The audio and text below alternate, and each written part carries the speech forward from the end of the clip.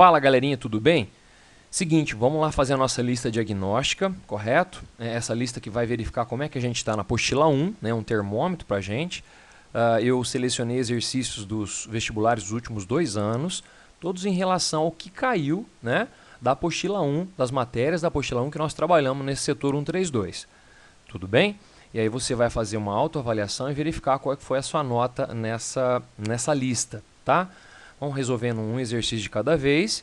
Eu vou passar o exercício, mostrar o exercício, aí eu vou dar um tempinho, você dá pause aí, tenta fazer.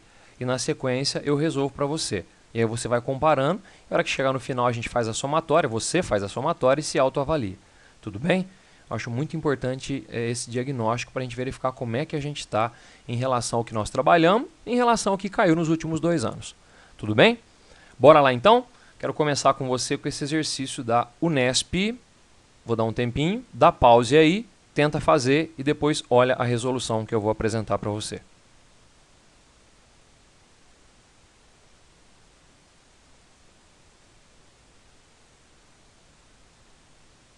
Bom, a Unesp diz o seguinte, galera, consideram-se arte rupestre as representações feitas sobre rochas pelo homem da pré-história, em que se incluem gravuras e pinturas. Acredita-se que essas pinturas, em que os materiais mais usados são sangue, saliva, argila e excrementos de morcegos, cujo habitat natural são as cavernas, têm cunho ritualístico. Tá. Todos os materiais utilizados para as pinturas citados no texto são, né? Então ele vai falar lá, substância composta pura, de origem animal, mistura de substância composta, de origem vegetal, mistura de substâncias simples, né? Essa parte que nós trabalhamos aí nessa apostila 1. Bom, ele mencionou lá sangue, saliva, argila e excrementos de morcegos. Tá certo? Vamos lá dar uma olhadinha aqui no que eu montei para você. Olha só, sangue. Uma mistura formada tem água, por água, hemoglobina, glicose, aminoácidos, hormônios. Correto? É uma mistura, tudo bem? A gente sabe que o sangue é uma mistura heterogênea, né? Inclusive o sangue é uma dispersão coloidal, tá? Que nós já falamos também em aula para você. A saliva ela é formada por água, proteínas, né? E ali você tem a presença de íons também, sódio, cálcio, etc. Tá? A argila, galera, mistura formada por argilos minerais, como caolinita e outros materiais aí que apresentam que são fontes de cálcio, de alumínio, de silício, né? Isso aí nós temos na argila, tá?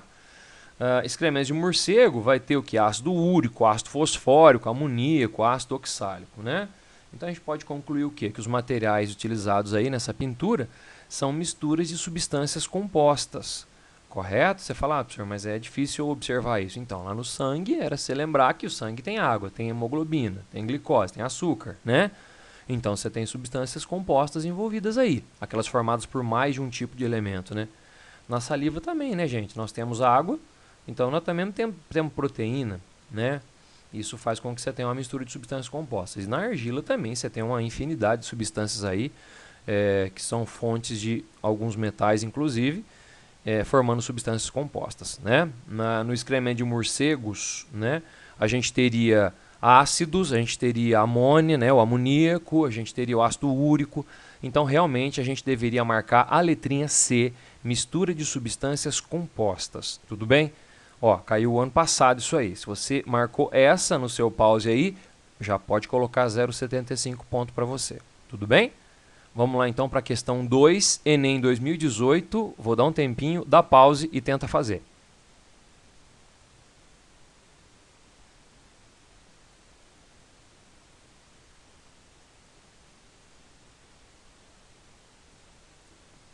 Olha só, a identificação de riscos de produtos perigosos para o transporte rodoviário é obrigatória e realizada por meio da sinalização composta por um painel de segurança de cor alaranjada e um rótulo de risco. As informações inseridas no painel de segurança e no rótulo de risco, conforme determina a legislação, permite que se identifique o produto transportado e os perigos a ele associados. A sinalização mostrada identifica uma substância que está sendo transportada em um caminhão. Olha lá, galera. Então tem uma placa com o número 268 e depois embaixo 1005, né? E depois falando que o gás é tóxico, de toxicidade aí 2. Bom, os 3 algarismos da parte superior do painel indicam o número do risco, tá? De risco. O número 268 trata-se do seguinte: número 2, que é um gás, número 6, que ele é tóxico, e o número 8, que ele é corrosivo. Olha só, gás, tóxico e corrosivo. Os 4 dígitos da parte inferior correspondem ao número ONU, que identifica o produto transportado. Bom, considerando a identificação apresentada no caminhão, o código 1005 corresponde a... Que produto será que é esse? Bom, gente, aqui a gente deveria olhar e verificar, e fazendo meio que por exclusão. Eteno. Eteno é um hidrocarboneto, né? É um gás, correto, pessoal? Só que ele não é tóxico nem corrosivo. Inclusive, ele é um hormônio vegetal, né? Que é liberado no amadurecimento de frutos, tá? Então, não serviria como resposta. Letra B, o nitrogênio. O nitrogênio é um gás inerte, está presente no ar, não é tóxico, né? Aproximadamente 78% do ar é nitrogênio, nós não poderíamos marcar a letra B. A resposta seria a amônia, viu, gente? A amônia é tóxica, a amônia é corrosiva, correto? E é um gás à temperatura ambiente. Depois, na letra D, tem o propano, né? Que é um dos componentes do gás de cozinha, correto? Que é gás, né? Não é corrosivo, tem uma certa um grau de toxicidade, mas não promove corrosão, tá? Dióxido de carbono, correto? Que é um gás também não tem corrosão, né? Toxicidade baixa, correto? Assim, se você respirar em alta concentração, logicamente que vai ser maléfico para a nossa saúde, tá? Mas a resposta mais indicada seria a resposta amônia, né? Então, de acordo com o que ele fornece lá para nós, trata-se de um gás tóxico corrosivo, como eu falei, e essa numeração, então, estaria indicada para amônia. Trago aqui para você um complemento, para melhorar ainda mais para você aí, o gás amônia ou gás amoníaco, galera, que você vai ver lá nos outros setores também. Os outros setores vão falar mais da amônia para você. Provoca irritação nos olhos, inchaço nas pálpebras, na garganta e no aparelho respiratório e pode provocar vômito, tá bom? Então, realmente, resposta C nessa questão 2 do Enem. Mais 0,75 pontos você marca aí se você marcou a letra C. Tudo bem? Vai somando para você verificar a sua nota no final aí com essas questões que caíram o ano passado e no ano retrasado. Beleza? Vamos lá. Questãozinha 3, FUVEST 2019, do ano passado, fresquinha. Dá um pause aí e tenta marcar.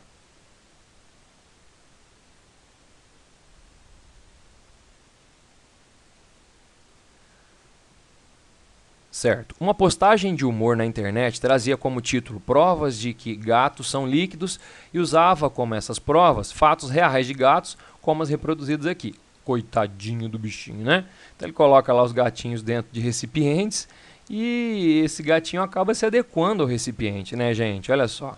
Muito bem. Muito bonitinhos os gatinhos. O efeito de humor causado na associação do título com as fotos baseia-se no fato de que líquidos, vamos pensar em líquidos, né? Então, considerando a temperatura e pressão ambiente, líquidos, letrinha A, metálicos em repouso, formam uma superfície refletora de luz. Nossa, colocando o gatinho lá dentro, falando que o líquido metálico reflete luz como os pelinhos dos gatinhos. Uma reflexão de luz no pelinho, gente, não dá para marcar a letra A, né? B, líquidos têm volume constante. Olha, nós trabalhamos isso aqui em aula. Realmente o volume do líquido ele é constante. Você pega um copo contendo 10 ml de água, você passa por uma panela maior, vai continuar sendo os 10 ml de água. Então o volume não vai variar, né? E a forma é variável, né? Quando você muda o recipiente, você muda a forma do líquido. Que é o que está acontecendo com o gatinho, olha só. Você espreme o gatinho ali, ele vai se adequando em cada recipiente que você coloca, né? Então o volume dele não muda, o volume dele é o mesmo, mas a forma dele fica variável, que é o que você pode comparar, fazer associação com um estado líquido, né? Propriedade que os gatos aparentam ter, tá? Então ele está fazendo uma analogia aí com o estado líquido, né? Que tem volume constante e forma variável. A resposta é a B mesmo, gente.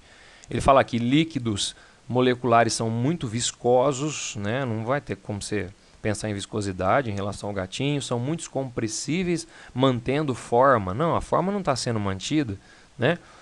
Moleculares, líquidos moleculares são voláteis. Não tem como analisar a volatilidade comparando com o esquema do gatinho, tá bom? Realmente a resposta é a letrinha B. Então é o que eu escrevi, o volume corresponde ao espaço ocupado pelo corpo. Os líquidos têm volume constante, porém a forma é variável, o que é representado pelos gatos dentro dos recipientes, tá bom? Mais uma questão para você agora, Unifesp 2018, do comecinho da nossa matéria, da nossa apostila, um tempinho, dá pause e tenta fazer, vai lá.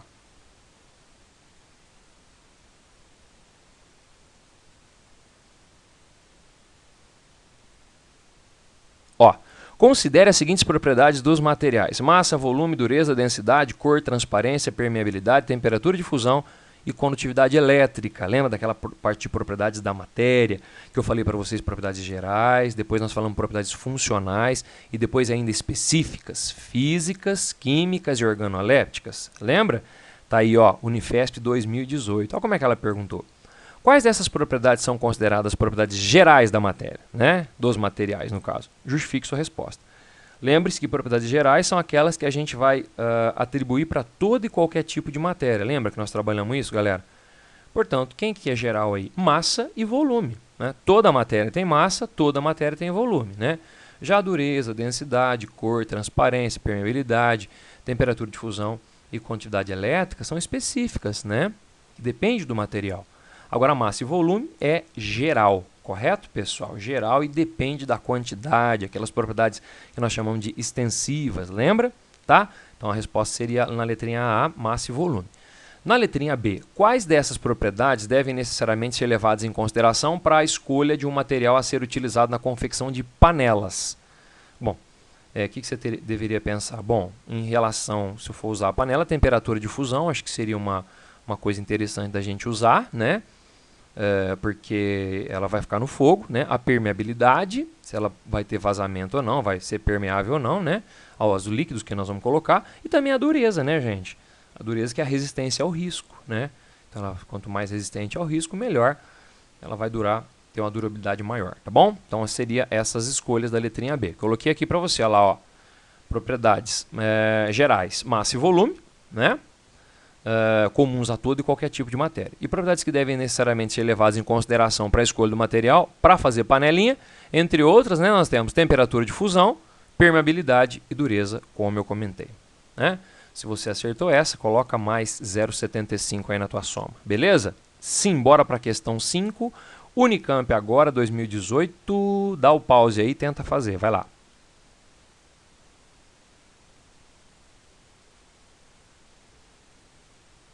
Ó, icebergs flutuam na água do mar, assim como o gelo em um copo com água potável. Imagine a situação inicial de um copo com água e gelo em equilíbrio térmico a temperatura de 0 graus Celsius. Com o passar do tempo, o gelo vai derretendo. Enquanto houver gelo, a temperatura do sistema... Bom, gente, veja, aqui nós vamos ter que fazer uma consideração. Embora ele tenha falado água potável, né, que tem sais minerais, depois ele fala de um copo de água com gelo, né? Como ele fala só água, na próxima situação, eu vou considerar que a água é pura, ou seja, a água é destilada. Correto? E a água e o gelo derretendo, nós temos uma mudança de fase e nós trabalhamos que substância pura, quando está em mudança de fase, a temperatura de fusão ela é constante, de ebulição também, aqui nós vamos analisar a fusão, né? Ela é constante, então ela permanece constante, seria a resposta aí considerando a água pura. Correto? Beleza. Agora, nas alternativas, ele vai mencionar também o que acontece com o volume, com o derretimento desse gelo. Gente, até no outro aprofundamento que eu gravei, eu mostrei para você lá de densidade que quando a água congela, ela forma canais hexagonais, né? E esses canais hexagonais fazem com que você tenha uma expansão, um aumento de volume. Ora, como o gelo está derretendo, conforme ele derrete, o que acontece, galera? O volume ocupado pela água no estado líquido, ele é menor. Não é verdade? Porque ele tinha expandido para produzir o gelo. Portanto, nós temos uma diminuição de volume. Portanto, a temperatura permanece constante durante o derretimento, mas o volume do sistema diminui. A letra B que você deveria marcar, ó.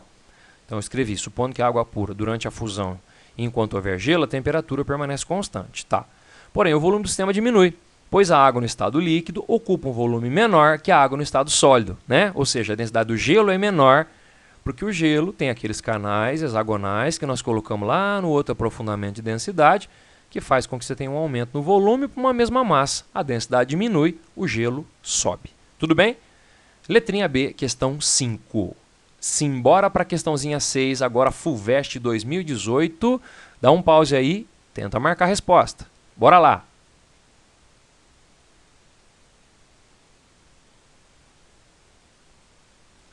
Bom, gente, a mandioca, uma das principais fontes de carboidratos da alimentação brasileira, possui algumas variedades conhecidas popularmente como mandioca brava, devido à sua toxicidade. Olha só.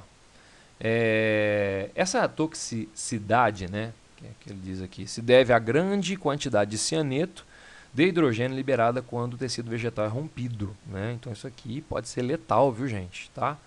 Então esse gás é super venenoso, que está presente então na mandioca brava aí. Após cada etapa do processamento para a produção de farinha de mandioca seca, olha só, representada pelo esquema a seguir, quantificou-se o total de HCN nas amostras conforme mostrado no gráfico que acompanha o esquema. Vamos entender mais ou menos aqui, ó, amostra 1, que você deveria ter pensado, ó, mandioca fresca e descascada. Etapa 1 é uma trituração, ele vai para a amostra 2. Se você olhar no gráfico lá, ó, que dá as amostras e a quantidade de HCN, eu tinha essa quantidade grandona de HCN, né? Depois que triturou, um pouco do HCN saiu, mas permanece ainda uma quantidade grande. Tá vendo? Ó, de HCN aqui na amostra 2, correto? Eu tinha a amostra 1, né, que nem está representada aqui. Aí vai ter etapa 1, trituração. Beleza, então eu tenho bastante aqui de HCN na amostra 2. E quando tritura vai para a amostra 3. Na amostra 3 caiu uma quantidade razoável aqui, ó. Quase que a metade, né? Um pouquinho mais aqui, tá, né? 60, um pouquinho menos, na verdade, né? Muito bem, amostra 3, mas continua com a HCN. Então, o que deve ter acontecido aqui? Bom, ela continua tendo HCN ainda. Depois, na etapa 2, tem prensagem e extração do líquido residual. Manipueira. Esse é o nome dado, galera, ao líquido, né? Ao líquido residual que sai, né, da mandioca após a prensagem, tá? E aí você chega na amostra 3. Então você tem essa quantidade aqui de HCN. E na etapa 3 tem a torração. Na torração vai para a amostra 4. A amostra 4 você reduz bem a quantidade de HCN. Assim, ó, vai quase lá próximo de zero. Tá vendo? Então o que deve ter acontecido aqui? Quando aquece, como o HCN é um ácido volátil, né, gente? Onde você faz o aquecimento ele vai embora. Não é? Da torração. E nessa prensagem aqui, ó, na extração com líquido, também nós tivemos essa diminuição. O HCN é uma substância polarizada, né, galera, que é solúvel na água, né? Ele se dissolve bem na água, então por isso que ele está presente na mandioca, que também tem água e vai estar solubilizando o HCN.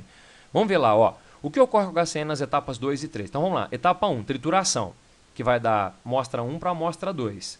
Então triturou, continua tendo bastante HCN. Então isso indica que realmente o HCN está solubilizado na mandioca e dissolvido na água, né?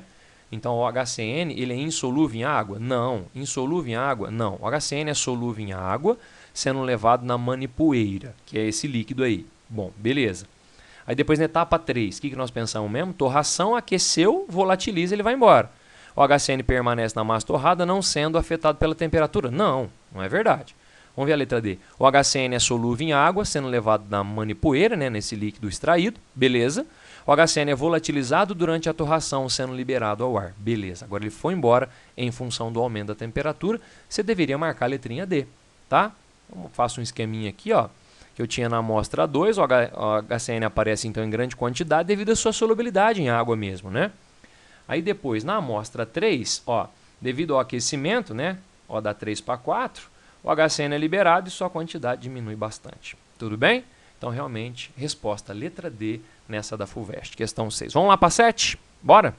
Vamos lá. FUVEST, segunda fase agora, caiu a alotropia.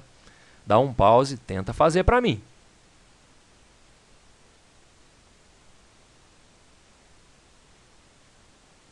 Bom, o fósforo elementar pode ser obtido em diferentes formas alotrópicas nas condições mostradas na figura. Olha só, galera. Nós temos aí, ó, o fósforo branco, né? Que é um estado alotrópico do fósforo, eu já expliquei para vocês isso, né? Nós temos esses tetraedrozinhos de fósforo aí. Se você levar uma pressão de 12.000 atmosferas, você faz o fósforo preto, né? Essas interligados por ligações covalentes, dá uma olhada, ó. E se você fizer um aquecimento acima de 280 graus Celsius, você faz o fósforo vermelho, onde se liga os tetraedrozinhos assim, dessa forma. Tudo bem que a gente, inclusive, representa por PN, né? Beleza. O fósforo branco de fórmula P4 é convertido em fósforo vermelho conforme a estrutura mostrada na figura. Isso faz com que suas propriedades se alterem. Por exemplo, o fósforo branco é solúvel no solvente de carbono, ao passo que o vermelho não é. Correto? Então, na hora que você muda o estado alotrópico, você muda as propriedades, então, físicas aí. A obtenção industrial do fósforo branco é feita a partir do aquecimento do mineral fluoropatita, né? Que tem essa formulinha aqui, na presença de sílica e carvão, conforme a equação. Então ele deu a equação para nós, galera, já balanceadinha. E fala o seguinte, ó, para produzir o fósforo branco, que é esse P4 aqui. Com base nessas informações, respondo o que se pede. Qual das formas alotrópicas do fósforo mostrado na figura terá maior densidade? Que vocês acham aí, hein? Ô, gente, densidade eu teria que analisar assim. Se eu for pegar o mesmo volume, onde que eu teria uma quantidade de fósforo maior? Bom, parece que aqui no fósforo preto os átomos estão mais próximos, você concorda? Então, se eu pegar do que aqui e do que aqui, ó. Se eu pegar o fósforo preto, então, eu vou ter o que, gente? Uma proximidade maior, portanto, no mesmo volume, uma quantidade de átomos maior, uma massa maior. Então, a densidade aqui seria maior, né, no fósforo preto. Vamos ver aqui, ó. Então, deixa eu já colocar aqui para você. O fósforo preto terá maior densidade, pois para o mesmo volume o número de átomos de fósforo será maior nessa variedade alotrópica submetida a maior pressão. Correto? Que é o que eu falei. Ó. Você tem uma quantidade maior de átomos aqui, se você for considerar o mesmo volume. Né? Então, a densidade acaba sendo maior. Isso você deveria falar nessa letrinha A. Depois, na B, ele fala assim, estima-se que anualmente 744 mil toneladas de fósforo branco são produzidas industrialmente. Calcule a massa total de fluoropatita usada. A fluoropatita é essa aqui, ó, essa grandona aqui, ó. Como matéria-prima nesse processo, considere que esse mineral possui 100% de pureza, demonstra os cálculos. Então, novamente, a FUVEST aí, na segunda fase, falando um pouquinho de estequiometria, né? Mas uma estequiometria massa-massa, bem simplesinho, ó. Proporção da fluoropatita 4:3 de fósforo branco, ó. E aí, se você olhar aqui, ó, a FUVEST forneceu as massas molares, tanto da fluoropatita quanto do fósforo branco, 504, 124. Então, eu coloquei aqui 4 vezes 504, 3 vezes 124. Não é 744 toneladas aqui? A massa aqui já vai sair em toneladas prontinho. Só multipliquei em cruz e cheguei aqui, gente, em 4 milhões e 32 toneladas, aproximadamente 4 milhões, 4 vezes 10 a sexta, toneladas de fluoropatita deveriam ser usadas aí, tá bom? Isso na letrinha B. Na letrinha C ele fala qual a diferença entre as ligações que mantêm as moléculas de fósforo branco unidas e as que mantêm a estrutura do fósforo vermelho ou do fósforo preto. Explique. Bom, gente, tanto no fósforo preto quanto no vermelho dá para você perceber, ó, que as estruturas são unidas por ligações covalentes mesmo, ó, compartilhamentos de elétrons, tá vendo? Já no fósforo branco não, ó, não existe, ó, na representação a ligação covalente. Existe o quê? Uma atração entre esses tetraedrozinhos. Isso ainda vocês vão ver, tá certo? Mas para quem lembra um pouquinho das forças intermoleculares, existe a ligação de hidrogênio, de polo induzido, de polo permanente, né? Íon de polo. Aqui, como o fósforo P4 são moléculas apolares, rola uma interação do tipo de polo induzido, viu, gente? Que é bem mais fraca, né? Que a gente chama de Van der Waals, força de Van der Waals, tá bom? Então, isso que a gente deveria escrever. O que eu coloquei lá, ó. No fósforo preto e no fósforo vermelho, as ligações são covalentes, ou seja, feitas entre átomos de fósforo por compartilhamento de pares eletrônicos. No fósforo branco, as ligações são intermoleculares, ou seja, feitas entre moléculas. Como as moléculas do fósforo branco são apolares, né, P4, né, só um tipo de elemento, as ligações intermoleculares são do tipo de polo induzido e polo induzido, mais fracas do que as covalentes existentes nos outros, nos átomos de fósforo preto e vermelho. Então é isso que a gente deveria escrever. FUVEST, segunda fase, o ano passado caiu a alotropia dessa forma, misturado um pouquinho com estequiometria, tá bom? Simbora para a questão 8. Dá um pause aí, tenta fazer essa que é um pouquinho mais puxada aí, galera.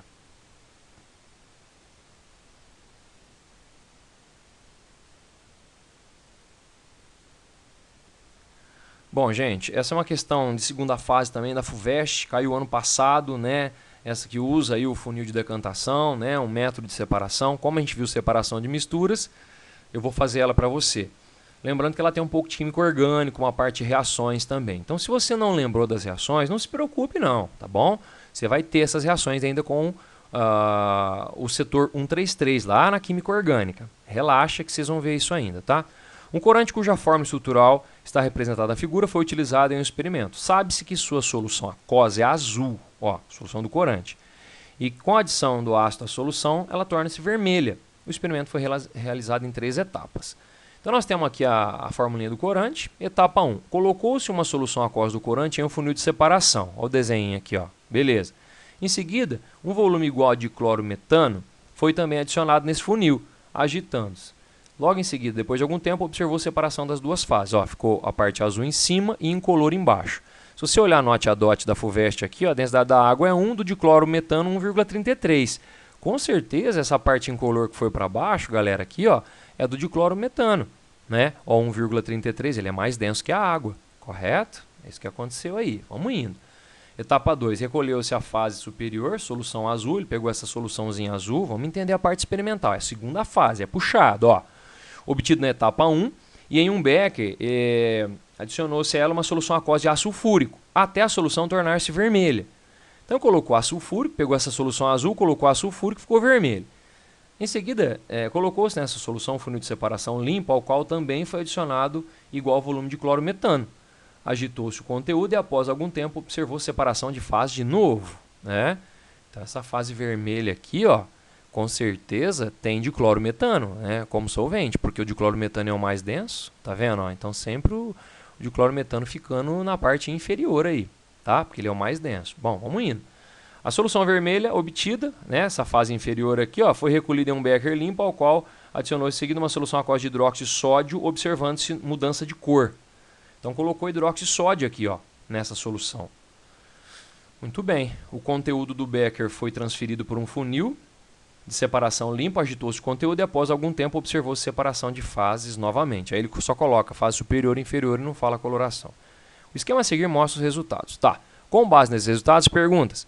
Se a um funil de separação foram adicionados água e diclorometano, qual é a fase da água, superior ou inferior? Bom, gente, essa é tranquila, porque ele fornece as densidades aqui, ó.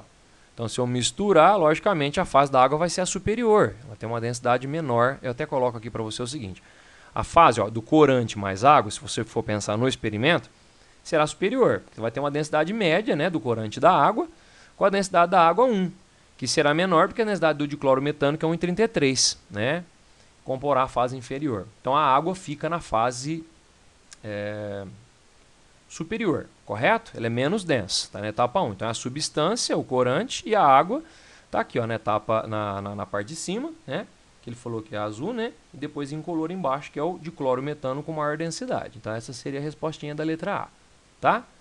Agora, na letra B, ele fala o seguinte: escreva a equação química que representa a transformação que ocorreu com o corante na etapa 2. O produto orgânico dessa etapa é mais solúvel em água ou em diclorometano? Então, gente, na etapa 2, o que ele fez? Ele colocou o ácido sulfúrico, né? E ficou vermelho, né? Então, é o que eu te falei, nessa parte de reações, se você não lembra, não tem problema. Você vai ter isso aí na química orgânica ainda, tá bom? Mas a reação que aconteceu foi o seguinte, ó, tem aqui o corante, que é um salzinho, correto? Quando você coloca o ácido sulfúrico, ele protona, esse H+, aqui, ó, ele vem aqui, se junta a esse O, que o O tem caráter negativo, que é eletronegativo, e aqui sai na forma de H+, esse H, tá vendo? Então ele entra aqui e forma um composto que tem uma função fenol, correto? Que você vai ver na química orgânica também. Esse Na+, ó, ele vem para cá e forma aqui o hidrogênio sulfato de sódio, que fica na forma iônica da solução. O fato é que você forma esse composto com esse fenol aqui, e fenol tem caráter ácido, né, gente? Não esqueça isso. Isso tudo você vai ver na química orgânica. Então o produto formado é esse, tá? Ele perguntou lá, escreva a equação química que representa a transformação, né, do corante na etapa 2. Então essa seria a equação que você deveria apresentar, tá? Mas não se preocupa, por enquanto ainda não, quem não lembra nada dessas interações que você vai ainda ter na química orgânica, tá? Só que ele pergunta mais, ele fala lá, o produto orgânico dessa etapa é mais solúvel em água ou em diclorometano? Bom, gente, se ficou vermelho, olha só, a fase vermelha foi para o fundo. Quem que vai para o fundo? O diclorometano. Isso significa que essa substância, esse composto fenol, foi para a fase vermelha. Então ele é mais solúvel em quê? Em diclorometano. Tudo bem? Olha o que eu escrevi, ó. É mais solúvel em diclorometano, que é mais denso do que a água, né? Que vai para o fundo, que a gente já viu lá. Pois, de acordo com as informações denunciadas, a solução se torna vermelha, não é verdade? Em função da produção desse composto aí, desse fenol, com a adição do ácido, e a fase vermelha é representada na parte de baixo da figura. Então, como aqui veio para cá, com a adição do ácido, formou então o composto fenol, eu coloquei ó, o produto fenólico da reação do ácido com o corante misturado ao diclorometano, maior densidade, vai para o fundo, tá bom? Então tá aqui ó, o composto que nós formamos, esse aqui é o diclorometano, né, que foi misturado. Então ele é mais solúvel no diclorometano, é isso que deveria responder aí, tá bom, gente? Na letrinha C, segunda fase, hein? Vamos que vamos. Qual é a cor de cada uma das fases na etapa 3? Explique com base nos resultados experimentais. Na etapa 3, se você olhar, o que ele fez? Ele pegou essa solução vermelha que tem o fenol, que tem caráter ácido, e colocou hidróxido de sódio. Hidróxido de sódio é uma base. Você vai ter no setor 131 também, que é ácido mais base, vai formar sal mais água. Ou seja, sal aqui, ó, isso aqui é um sal. Ó. Você vai voltar a ter isso aqui, ou seja, de coloração azul. Olha só o que eu montei aqui para você então. Ó. A reação do composto fenólico com uma solução de hidróxido de sódio pode ser representada por, peguei o fenol, reagir com NaOH. Olha como é que funciona. O Na entra aqui no lugar do H+, o H+ vem aqui e forma água. Ó, ácido mais base, sal mais água. Correto? Você vai ter isso ainda.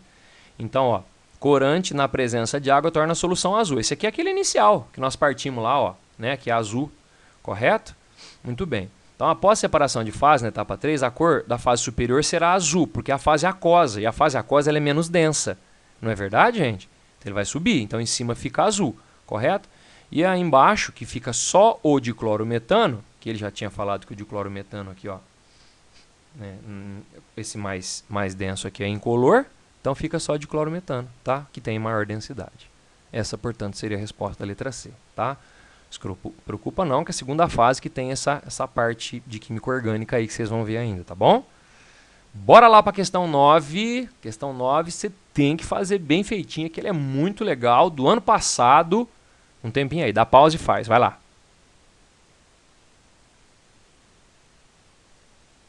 FUVEST, vamos que vamos. Em um experimento, determinadas massas de ácido maleico e acetona foram misturadas a 0 graus Celsius, preparando-se duas misturas idênticas. Uma delas, X, foi resfriada a menos 78, ó, X foi resfriada a menos 78, e a outra, M, foi mantida a 0 graus Celsius. A seguir, ambas as misturas M e X, essas duas misturas, ó, dá para perceber que os quadradinhos aqui, os retângulozinhos estão na fase sólida e um pouco dissolvido, aqui também na fase sólida e um pouco dissolvido, e os triângulozinhos representam, nos dois casos, a substância que está no estado líquido. Tá vendo? Tá. A seguir, ambas as misturas M e X, elas foram filtradas. Ó, filtrou e tirou essa fasezinha sólida, que são esses retângulozinhos do fundo, tanto da M quanto da X, obtendo a N e a Y. Vai entendendo aí, ó. Finalmente, um dos componentes de cada mistura foi totalmente retirado por destilação. Depois ele aqueceu os dois e evaporou os triângulozinhos. E aí sobrou quem, gente? Somente quem aqui, ó? Realmente os retângulozinhos. Esses 3 retângulozinhos e esses 6 retângulozinhos aqui, tá? Bom, lembrando que a mistura é de ácido maleico e acetona, idênticas inicialmente. Nas figuras, as moléculas de cada componente estão representadas por retângulos ou triângulos. Tá. Tanto no recipiente M quanto no X estão representadas soluções. Bom, gente, o que vai acontecer aqui? Ó? Se você for observar, nós temos aqui as soluções desses quadradinhos, dos retângulozinhos que estão dissolvidos nos triângulozinhos. Eu estou observando aqui, galera, que o ponto de ebulição do ácido maleico é 202 e da acetona é 56, correto? Bom, então, se você for observar aqui, ó, o ácido maleico tem um ponto de ebulição maior, né? Então, se ele tem um ponto de ebulição maior, a hora que se aquece, tanto aqui, ó, 202 e 56, a hora que você faz o aquecimento na destilação, quem que evaporou aqui, gente, nos dois casos? O triângulozinho, não foi? Quer dizer, então, primeiramente, então quem que tem ponto de ebulição menor? Não é a acetona? Então a gente pode falar que a acetona é representada pelo triângulozinho. Vocês concordam? Porque ela evaporou aqui, ó. E quem que evapora a primeira hora que você começa a aquecer? Quem tem o menor ponto de ebulição. Então eu já descubro que o retângulozinho faz referência a quem? Ao ácido maleico, que tem um ponto de ebulição lá em 202, uma temperatura bem alta. Tá bom? Eu já consegui verificar isso. Então, como esse quadradinho é do ácido maleico, eu teria lá, ó, estão representadas soluções, do ácido maleico, né? Saturadas, portanto, né? Porque o ácido maleico está aqui dissolvido no limite, porque tem sólido ainda para dissolver, tá vendo? Então eu teria essa solução saturada, né? De ácido maleico 2, cuja solubilidade.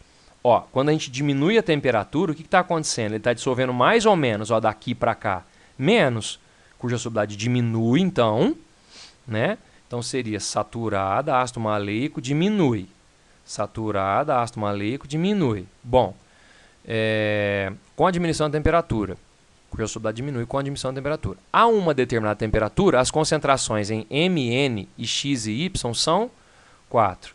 Mn e X e Y. Então, se você for observar numa mesma temperatura aqui, ó, eu tenho 1, 2, 3, 4, 5, 6. 1, 2, 3, 4, 5, 6. A mesma quantidade dissolvida aqui.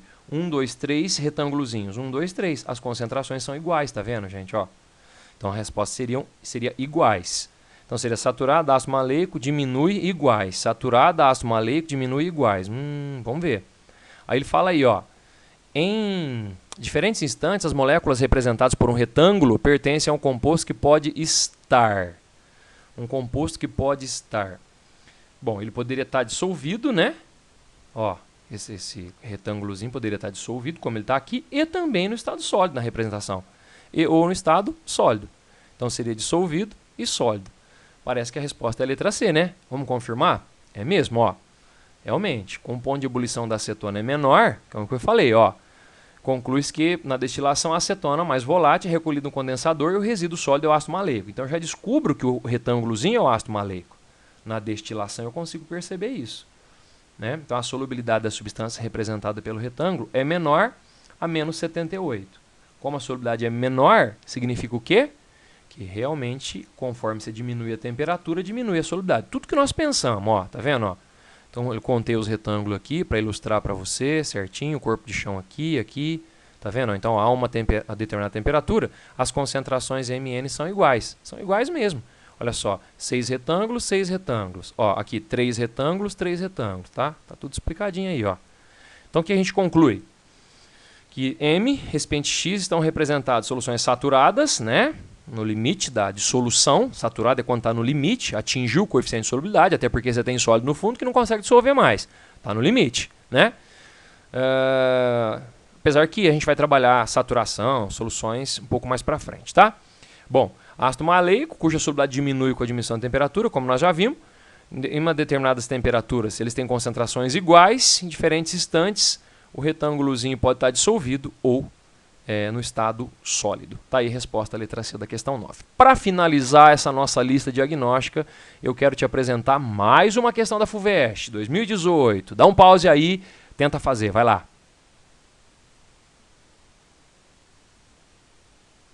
Muito bem, uma determinada quantidade de metano, galera, é colocada para reagir com cloro Cl2 em excesso a 400 graus Celsius, gerando HCl e os compostos organoclorados. Então forma compostos organoclorados aí, né? Essas 4 compostos, cujas propriedades são mostradas na tabela. A mistura obtida ao final das reações químicas é então resfriada a 25 e o líquido formado por uma única fase e sem HCl é coletado. Então eles coletam o líquido, tá? Esse líquido que vai ter essas substâncias aí, produzidos, os organoclorados. A melhor técnica de separação desses organoclorados presentes na fase líquida e o primeiro composto a ser separado por essa técnica são... Bom, gente, aqui tem um cuidado que a gente tem que observar. Esse CH3Cl, aqui, galera, olha só, o ponto de ebulição dele é menos 23,8. Ora, se você está a 25 graus Celsius, o que significa isso? Que esse menos 23,8 aqui, ó, já foi atingido, já estou a 25, ou seja, já passei para o estado o quê, gente? Gasoso, já sofri ebulição. Então esse cara está no estado gasoso, ele quer separar líquidos. Você pode ver que todos aqui são maiores que 25, então esses 3 estão no estado líquido, então a separação vai ser desses 3. Como é que chama a técnica que nós trabalhamos conforme você vai aquecendo, vai evaporando um de cada vez, né, galerinha? Destilação fracionada, né? Por diferenças de pontos de ebulição. Só que aí ele pergunta, qual que seria o primeiro que vai sair aí nessa destilação? Ó, o primeiro que sai é o que tem o menor ponto de ebulição, porque conforme você vai aquecendo, você atinge primeiro quem tem o menor ponto de ebulição. Então, o CH2Cl2 sairia primeiro. Estou falando isso porque tem gente que às vezes pensa que o primeiro que sai é esse aqui que tem o menor ponto de ebulição, mas esse aqui já está no estado gasoso. Tá, gente? Esse é o peguinha da FUVEST aí. Então a resposta seria destilação fracionada e o primeiro que iria sair é o CH2Cl2. Respostinha letra D aí, ó. Montei uma tabelinha para você, como a gente está 25, ó, esse aqui está no estado gasoso, tá vendo? O resto está no estado líquido. E esse, como tem a menor temperatura de ebulição, realmente ele sai primeiro na destilação fracionada, alternativa D, nessa questão show de bola da FUVEST de 2018, tá bom? Espero que você tenha gostado, faça a somatória dos seus pontinhos aí, vê certinho quanto você tirou, faz uma autoanálise, né? Dá uma pensadinha, né? Vê como é que você está nas questões abertas, como é que você está redigindo, que eu acho que é muito importante para a gente finalizar essa apostila 1. Tá certo, pessoal? Grande beijo a todos e vamos continuar a nossa luta. Falou, galera, um abraço!